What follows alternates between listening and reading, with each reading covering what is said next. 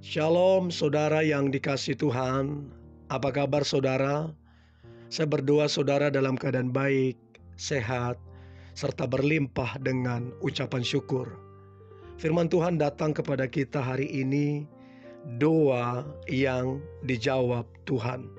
Sebelumnya marilah kita berdoa. Tuhan Yesus yang baik, terima kasih buat hari ini, buat anugerah Tuhan, buat kasih Tuhan yang berlimpah-limpah atas kehidupan kami. Tuhan, urapilah kami supaya kami mengerti akan firman yang akan kami dengarkan. Urapilah kami supaya kami lebih lagi menjadi pelaku firman-Mu.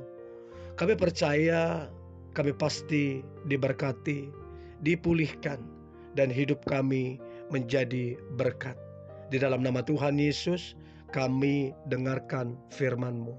Haleluya. Amin. Saudara yang dikasihi Tuhan, pernahkah saudara mendengar istilah doa adalah nafas hidup orang percaya? Saudara, statement ini tepat sekali saudara.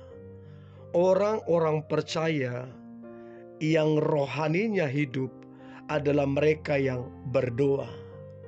Tidak akan mungkin bertumbuh kerohanian seseorang, tidak akan mungkin bertumbuh rohnya apabila tidak ada jam-jam doa di dalam kehidupannya. Jadi doa itu hal yang sangat penting. Doa bukan saja sebuah permohonan yang ditujukan kepada Tuhan, di mana ada permintaan di dalamnya, di mana ada harapan, serta ada puji-pujian juga di dalam doa itu. Saudara, kita sebagai orang Kristen percaya bahwa Tuhan yang kita sembah di dalam Yesus Kristus sudah merencanakan hal yang baik dan indah untuk kehidupan kita. Nah, pertanyaannya, kalau sudah direncanakan yang baik, yang indah, lantas kenapa kita harus tetap berdoa? Saudara, anak-anak Tuhan, kita ini sebenarnya orang-orang percaya bukan sekedar cuma berdoa, bukan cuma itu istilah sederhananya, tapi hidup di dalam doa. Jadi berbeda saudara, bukan cuman berdoa, tapi kita hidup di dalam doa. Jadi doa itu bukan kegiatan, tapi kehidupan kita. Saudara, ketika kita berdoa, sebenarnya ini yang perlu kita ketahui. Ketika kita sedang berdoa, kita sedang masuk dalam dimensi roh. Tuhan yang kita sembah dia tidak kelihatan. Dia itu roh. Sedangkan kan kita ini masih jasmani. Nah, bagaimana kita untuk kemudian masuk dalam dimensi roh itu? Ya dengan cara berdoa saudara. Nah, kalau kita baca dalam Lukas 18 ayat yang pertama, dikatakan agar jangan jemu-jemu berdoa.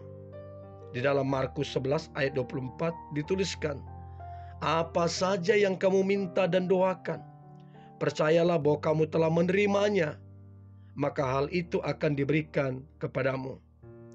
Saudara, ini hal yang sangat penting. Jadi doa itu dia menggerakkan banyak hal. Doa itu bahkan memberikan kehidupan. Nah, kita harus tahu bahwa Tuhan yang kita sembah bukan sekedar saja Tuhan, bukan sekedar saja sahabat kita, bukan saja sekedar mempelai kita. Dia juga adalah Bapa kita. Bapa, saya saudara sudah berkeluarga dan saya sudah memiliki anak. Nah, sebagai Bapa, saya itu menyediakan yang terbaik buat anak saya. Makan, minum, pakaiannya, pendidikannya, saya sediakan. Nah, sama juga dengan Bapa kita. Dia adalah Bapa yang baik, Dia Bapa yang menyediakan. Sehingga Dia disebut Jehovah Jireh, Allah yang menyediakan. Di dalam Tuhan Yesus Kristus, Tuhan sudah menyediakan secara sempurna bagi anak-anaknya. Semua sudah disediakan. Tidak ada satupun yang terlewatkan. Semua sudah disediakan. Tetapi apa yang Dia sediakan, ada bagian kita untuk kemudian percaya dan mengambilnya. Makanya dikatakan dalam Matius 7 ayat yang ke-7, mintalah maka akan diberikan kepadamu. Carilah maka kamu akan mendapat. Ketoklah maka pintu akan dibukakan bagimu. Jadi kalau kita merenungkan ayat ini, ada satu perintah, ada satu usaha. Usaha untuk kita mencari lebih besar dari apa yang kita minta. Nah, setelah bertumbuh kita kerohaniannya, kita itu disuruh untuk kemudian tidak hanya mencari tapi mengetuk. Tidak hanya sekedar mengetuk, kita juga ketika kita meminta akan diberikan. Jadi saudara, ada hal di sini yang kita diajarkan untuk lebih dewasa, untuk lebih memahami, untuk lebih mengenal Tuhan. Minta akan diberikan, cari akan mendapat, ketuk pintu akan dibukakan. Ada satu kedewasaan di situ. Nah, pertanyaannya adalah, sudahkah kita meminta, mencari dan mengetuk? Itu perlu upaya dan usaha. Saudara, bukan Tuhan itu suka menahan ya apa yang kita butuhkan. Justru Dia menyediakan. Jadi saudara, kita nggak boleh salah paham. Seolah-olah kita bilang bahwa Tuhan itu menahan, Tuhan itu sengaja, Tuhan itu tega. Enggak. Tuhan itu justru Tuhan yang menyediakan. Untuk itu di dalam doa kita akan mengenal Dia.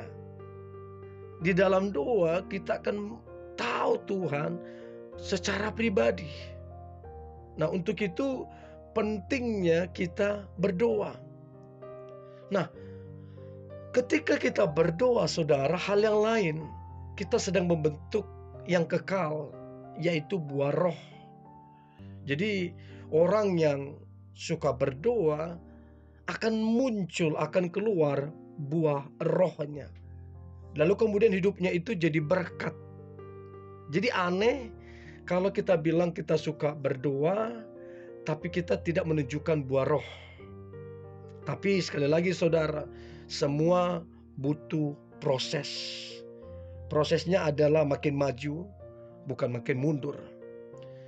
Jadi saudara, harusnya ketika kita berdoa, kita bukan sekedar bermohon, meminta sesuatu, setelah itu kita goodbye. Bukan. Doa adalah bagian, doa adalah kehidupan kita. Doa itu akses, doa itu membawa kita kepada dimensi kekristenan yang lebih dewasa, dimensi kerohanian yang lebih tajam. Doa akan membawa kita bertumbuh, doa akan membuat kita berbuah, doa akan membuat kita mengenal, dikenan oleh Allah. Jadi orang-orang yang berdoa adalah orang-orang yang mengalami hal-hal yang supranatural, adalah orang-orang yang mengalami Tuhan, mengalami hadirat Tuhan, mengalami pengurapan Tuhan. Jadi saudara, doa itu penting sekali. Doa itu bukti bahwa kita punya hubungan, dan doa akan pasti dijawab Tuhan kalau kita mengenal Dia dengan baik. Mari kita berdoa. Tuhan Yesus yang baik, aku berdoa buat umat-Mu. Biarlah doa-doa mereka yang akhir-akhir ini, yang terlebih memang doa untuk makin mengasihi Engkau, makin mengenal Engkau. Aku percaya doa mereka pasti dijawab Tuhan. dan hidup mereka mengalami satu pembaruan, terobosan, dan hidup mereka jadi berkat serta mempermuliakan nama Tuhan. Di dalam nama Tuhan Yesus kami berdoa dan mengucap syukur. Haleluya. Amin.